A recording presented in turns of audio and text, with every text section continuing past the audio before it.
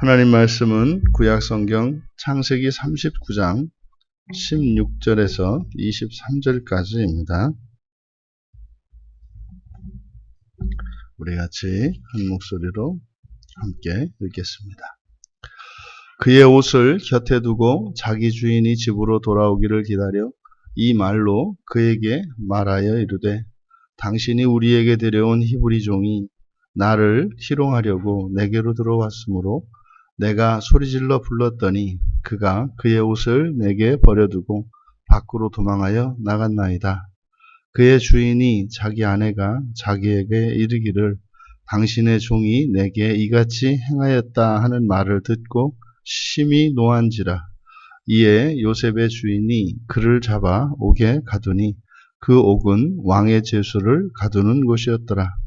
요셉이 옥에 갇혔으나 여호와께서 요셉과 함께 하시고 그에게 인자를 더하사 간수장에게 은혜를 받게 하시매 간수장이 옥중 죄수를 다 요셉의 손에 맡김으로 그 재반 사물을 요셉이 처리하고 간수장은 그의 손에 맡긴 것을 무엇이든지 살펴보지 아니하였으니 이는 여호와께서 요셉과 함께 하심이라. 여호와께서 그를 범사에 형통하게 하셨더라. 아멘. 누가 형통한 사람인가? 라는 제목으로 말씀의 은혜를 나누고자 합니다. 창세기 39장에서는 이제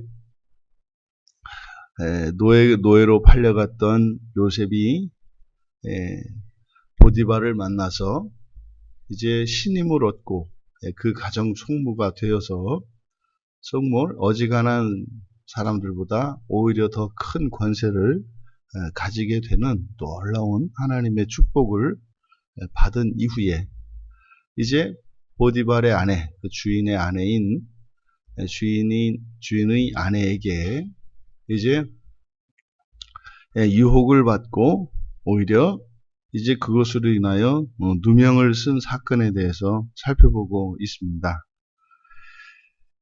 이제 보디발의 아내가 벗어두고 간 요셉의 옷을 증거물로 잡았습니다.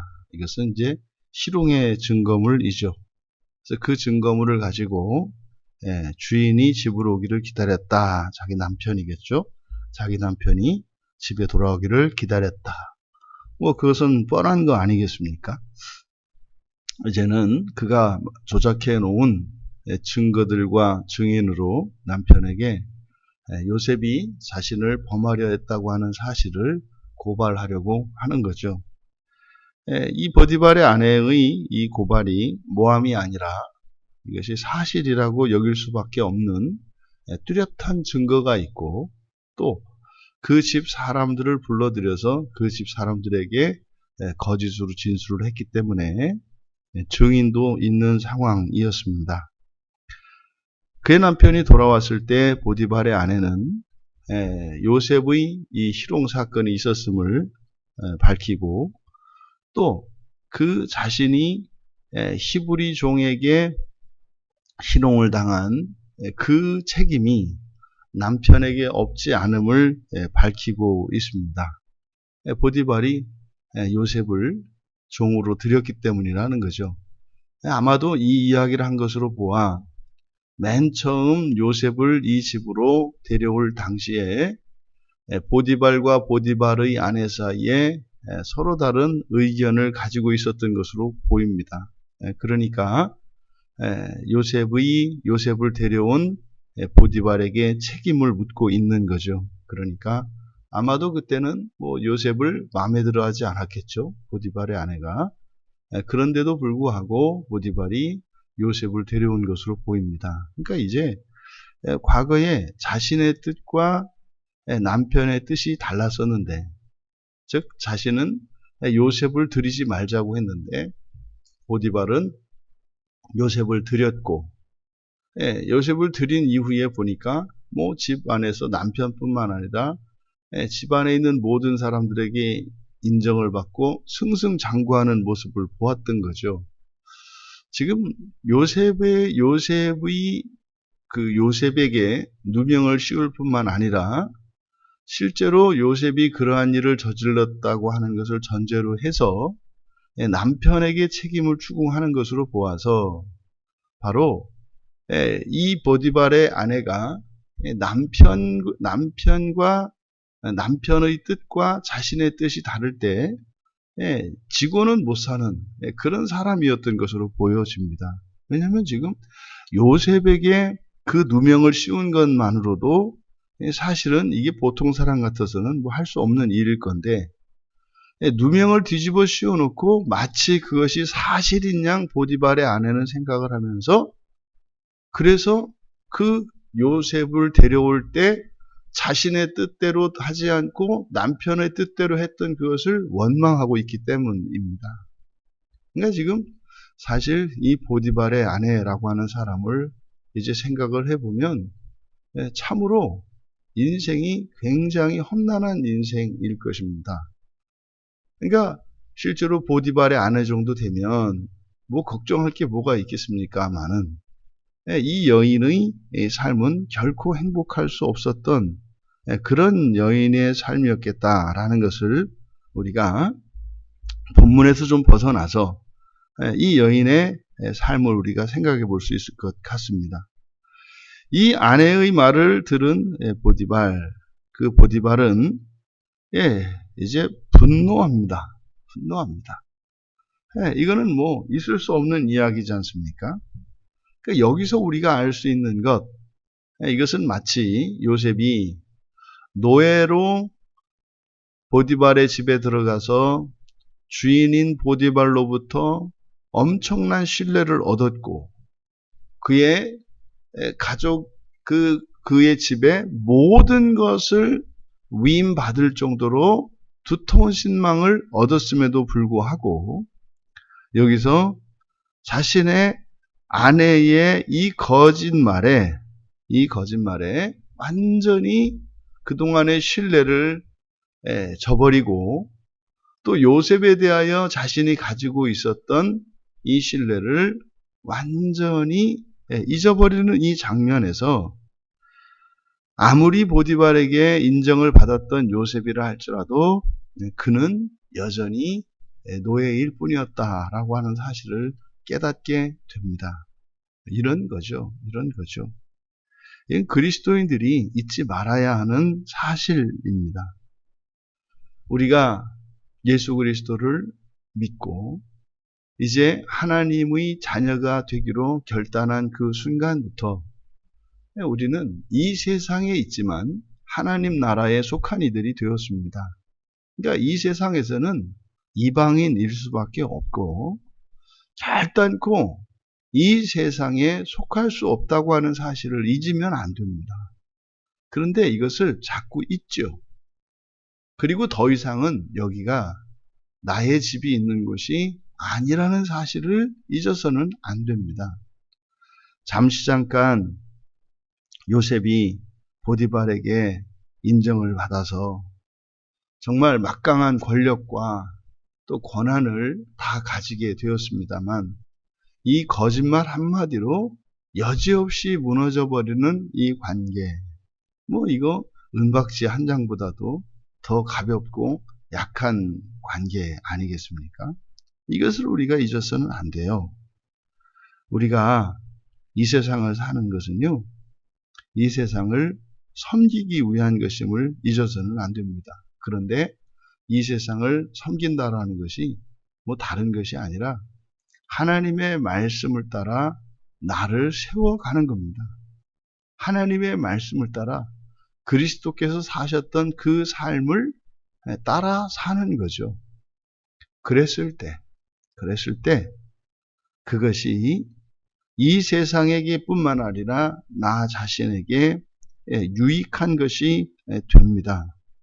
그래서 우리가 이 세상을 살고 있는 그 목적은 전적으로 하나님 나라를 위한 것임을 잊어서는 안 됩니다. 그래서 이 세상을 살아가는 원인도, 과정도, 목적도 하나님 나라이어야 합니다. 만약에 하나님 나라 아닌 다른 목적이 된다면 지금 요셉과 같은 상황 속에 우리가 놓였을 때 우리의 마음이 얼마나 무너지겠으며 우리 마음 속에 이런 원망과 미움과 이런 복수심이 주체할 수 있겠습니까? 아니 요셉이 보디발이 보기에 여호와께서 함께 하신다고 할 정도로 하나님 앞에서 분투하며 살았고 다른 그 어떤 노예보다도 더 열심히 더 정직하게 모범적으로 살았다는 이야기죠. 그랬던 요셉에게 오히려 이 보디발 아내의 거짓말을 듣고 자신을 의심하고 자기 아내의 말을 듣는 이런 상황이 여러분에게 처해진다면 여러분의 마음이 어떻겠는가 하는 겁니다. 그래서 우리의 마음이 무너지는 것은 원인은 환경에 있겠습니다만 근본적인 것은 우리의 마음이 무너진 근본적인 원인은 나의 마음이 하나님 나라에 있지 않고 이 세상에 있기 때문입니다. 이 세상에 우리의 마음이 있게 되면 이런 환경의 변화, 다른 사람들의 태도에 의해서 내 마음이 좌지우지 되게 되어 있습니다. 그러니까 이런 환경의 변화를 통해서 우리의 마음이 어디에 있는가를 스스로 확인할 수 있게 되는 거죠. 요셉은 옥에 갇혔습니다. 그런데 그 옥이 왕의 죄수들이 갇히는 곳이다 라고 하는 설명을 부연하고 있는데 왕의 죄수들이 갇힌다 라고 하는 것은 그는 중죄인들인 거죠. 중죄인들인 거죠.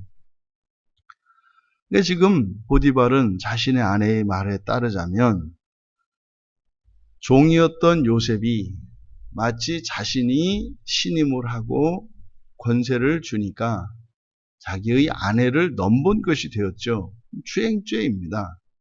그러면 이거는 사형에 해당하는 중죄입니다. 그래서 요셉을 감옥에 가두었는데 그게 왕의 감옥이었다. 왕의 죄수들을 가두는 곳이었다라고 하는 것은 이 보디발이 요셉을 어떻게 생각하고 있는가를 보여주는 겁니다. 그러면 보디발이 요셉을 어떻게 대우했겠습니까? 보나마나 중죄인을 대하듯 하지 않았겠습니까?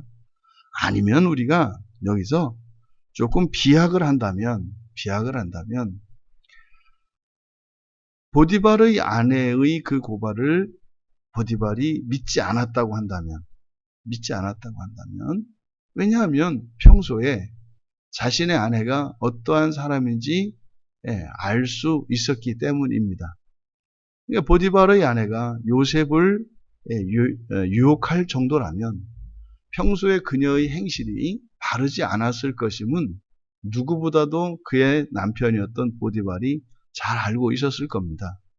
어쩌면 그렇게 아내가 요셉에 대하여 이런 악담을 했을 때, 이런 누명을 씌웠을 때, 보디발은 어쩌면 믿지 않고 또 요셉을 보호할 목적으로 거기에 두었을 수도 있습니다. 근데 이건 좀 지나친 비약이라고도 볼 수 있겠죠. 근데 하지만 실제로 우리의 생활 속에서 이런 일이 일어났을 때 있을 법도 합니다. 왜냐하면 이 보디발 정도 되면 사리 분별력이 있는 사람이고 또 아내에 대해서 요셉에 대해서 사람을 좀 볼 줄 아는 그런 사람이었을 겁니다. 그래서 아마도 그렇게 좋은 의미로 이 왕의 죄수들이 가두는 곳, 이것은 자신의 관할 아래 있는 곳이죠. 자기 관할 아래 있는 곳이기 때문에 아마도 요셉을 여기에 넣었을 수도 있겠다. 하지만 보디발이 요셉을 그래도 그 신뢰를 버리지 않고 좋은 의도를 가지고 이곳에 피신을 시키려고 하였던 어쨌든 죄수가 된 것은 틀림이 없습니다. 이것이 이 세상과 이 세상에 대한 그리스도인의 그 생각, 우리가 정리할 수 있는 그런 상황이겠다.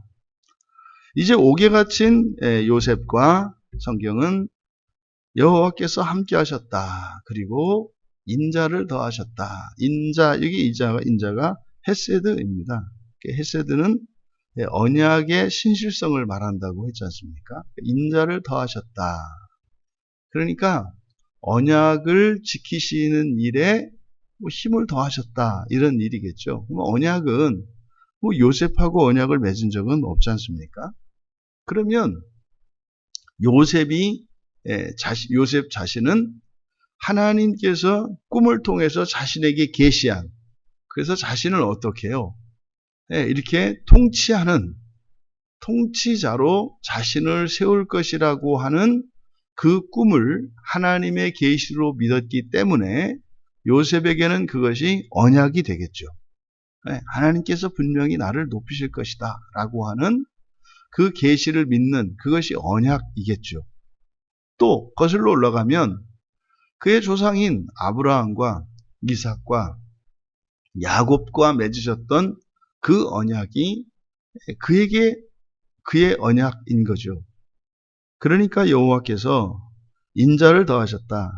그 언약적 신실하심을 더하셨다. 이것은 요셉에게 보여주셨던 꿈을 통한 그 계시의 언약을 더욱 확실히 하신 것이고, 또 그의 조상들, 아버지와 할아버지, 증조 할아버지께 하셨던 그 언약을 이루셨다는 의미가 되는 거죠. 그 결과 간수장에게 은혜를 받게 하셨다. 그래서 이 간수장이 이제는 옥중의 모든 것을 요셉에게 맡기고 재반 사무도 요셉이 치리하게 했다. 바로 이 부분이죠. 간수장이 옥에 갇힌 요셉에게 모든 권세를 다 넘겨주고 재반 사무를 처리하겠다라고 했을 때 이 일은 보디발의 허락이 있지 않고서는 불가능한 일입니다. 그러니까 이 간수장도 이제 요셉을 절대적으로 신뢰했다라고 하는 것을, 그의 손에 맡긴 것은 무엇이든지 살펴보지 않았다. 여러분, 이 간수가 간수가 하는 일은 죄수를 살피는 일이죠. 그런데 그러니까 죄수인 요셉을 살펴야 함에도 불구하고 그를 가두어 놓은 것이 아니라 오히려 옥에 있는 모든 재반 사무까지 담당하게 했고 심지어 그것을 살피지 않았다. 이것은 절대적으로 신뢰한 거죠.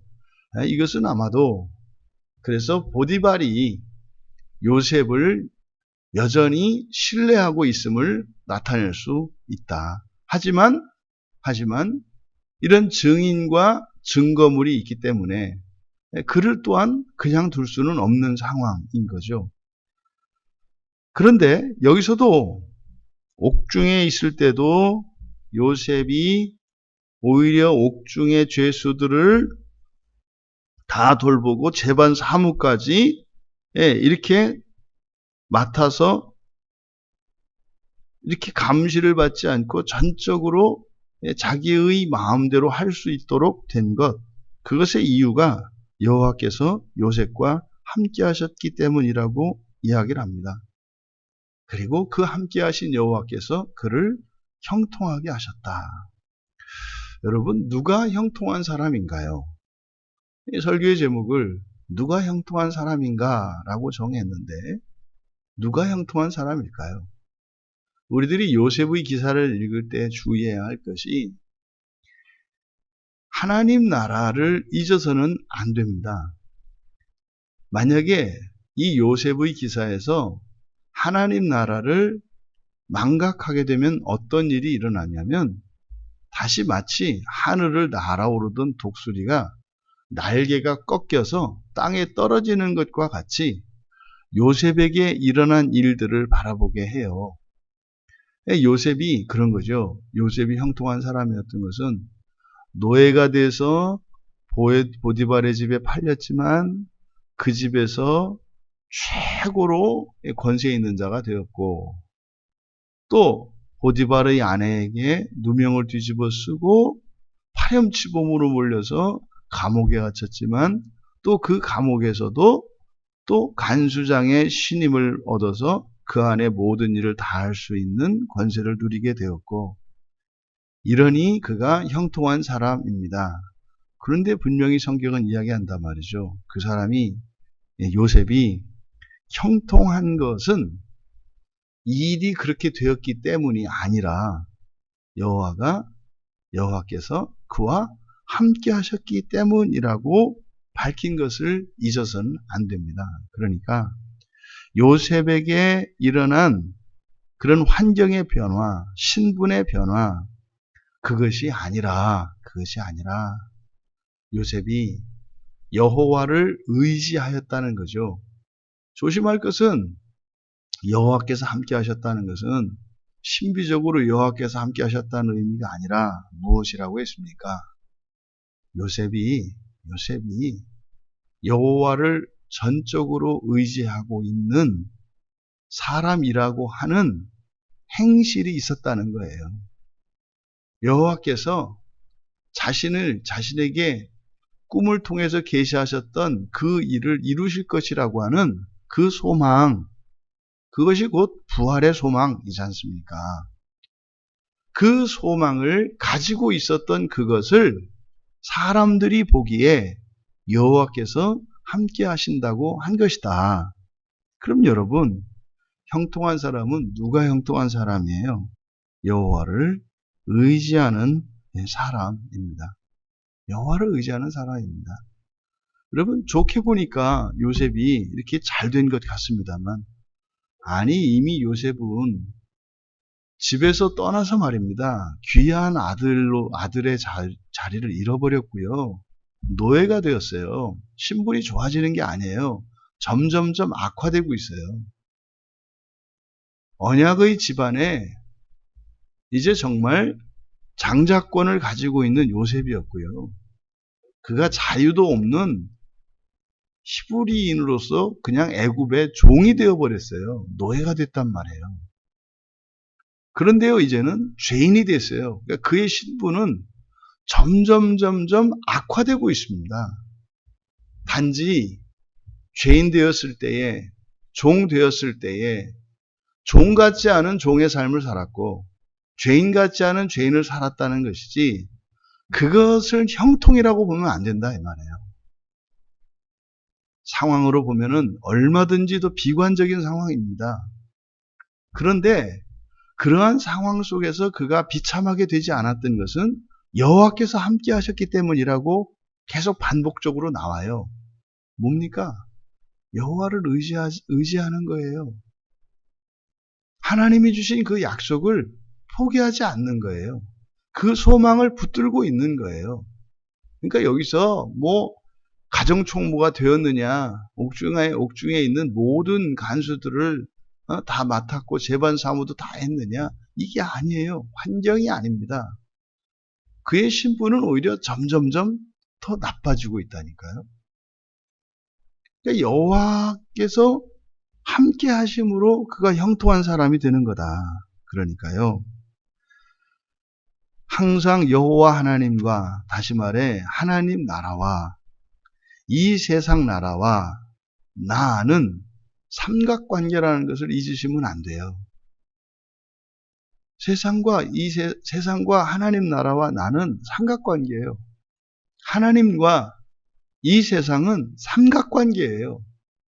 이 삼각관계를 이해하지 못하면 오해하게 되면 자신도 괴로울 뿐만 아니라 인생도 결코 평안할 수가 없습니다.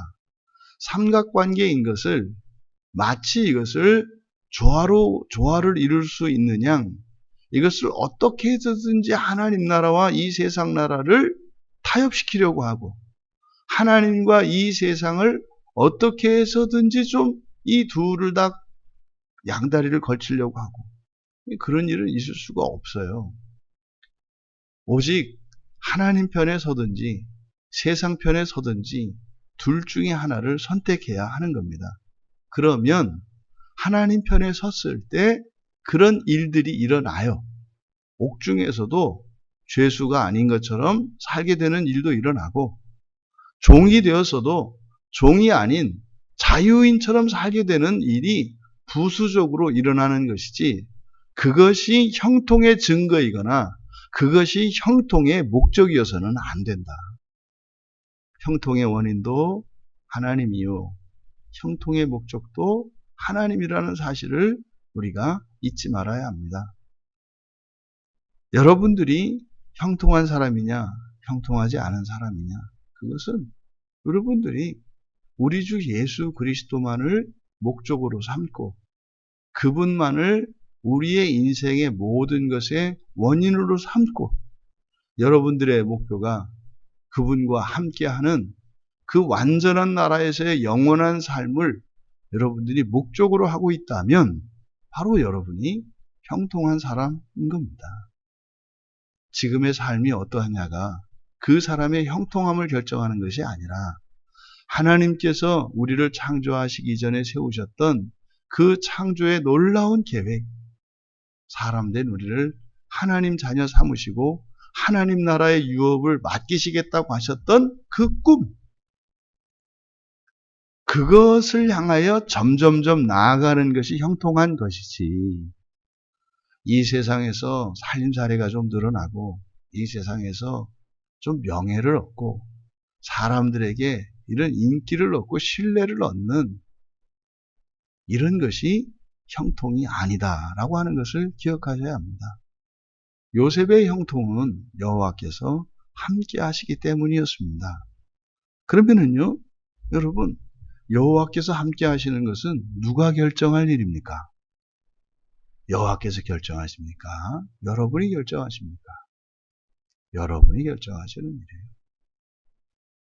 여호와께서 이 세상에 그 어느 누구와도 함께하지 않으신 적이 없어요. 아니, 하나님이 그렇게 사랑하시는 사람들을 내버려 두시겠습니까? 불교신자라 그래서 여호와께서 그를 버려두시겠으며, 무신론자라 그래서 그를 사랑하지 않으시겠으며, 죄 가운데 있다고 해서 그를 포기하시겠냐 이 말이에요. 언제나 함께 하시죠. 그런데 요셉이 요셉에게 여호와께서 함께 하셨다라고 하는 이런 수식어가 붙는 것은 요셉이 여호와 하나님을 전적으로 의지하고 그와 함께 계셨던 것이죠. 여러분이 결정하는 겁니다. 그러니까 여러분이 형통한 사람이냐 아니냐는 하나님께서 해주시는 것이 아니에요. 하나님, 저를 형통케 해주시옵소서. 이것은 잘못된 거다 이 말이에요.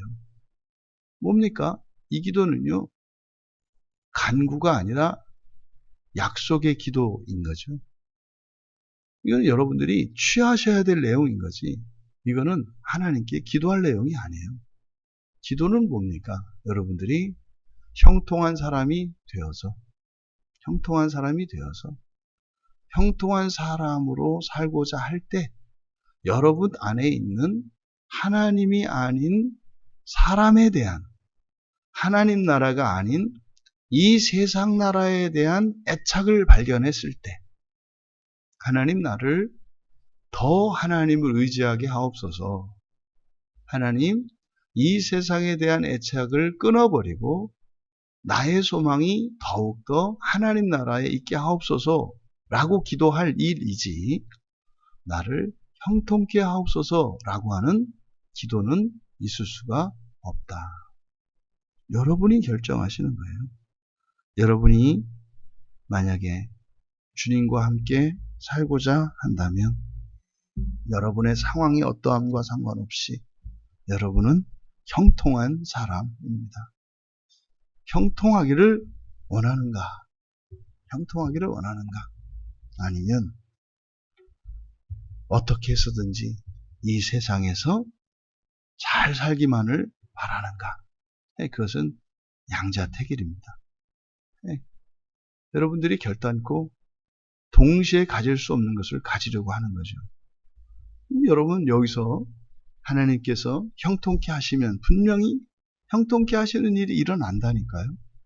그럼요, 요셉에게 보디발의 종이 되었을 때 가정 총무가 되었고, 감옥에서 죄인이 되었을 때 죄인 그 감옥에서 그들을 다 관리하는 자가 됐어요. 그것이 요셉에게는 아무런 의미가 없다는 거예요. 그러지 않았어도 요셉은 여전히 하나님을 의지하며 살았을 거라는 거죠. 여러분들의 삶 속에 형통케 하시는 하나님의 일이 일어나기를 바랍니다. 하지만 그것보다 먼저 우리가 주의해야 할 것은 그 형통의 바른 의미, 그리고 누가 형통한 사람인가에 대한 바른 이해를 통해서 정말 노예로 종속되어 있는, 자꾸 하나님께 나의 인생이 종속되어 있는 것처럼, 하나님이 내 인생을 이렇게 좌지우지하는 것처럼 그 노예와 주인으로 생각하셔서는 안 돼요. 그거는 아주 처음 시작할 때죠. 하지만 신앙이 자라면 말입니다.